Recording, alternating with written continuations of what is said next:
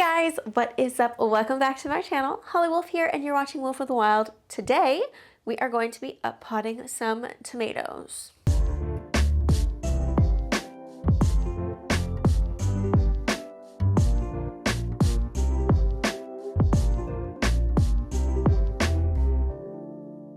So I started these beautiful tomatoes a few weeks ago inside. They are basically ready to be potted.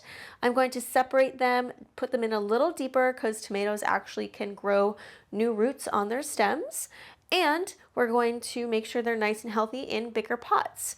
Most of these are cherry and vining varieties, so they are going to get like a lot taller really fast. And I've noticed several sprouted like in their own little things. You know what I mean. They need to be separated. We're gonna do that today and make sure these guys are nice and healthy. Let's get right to it.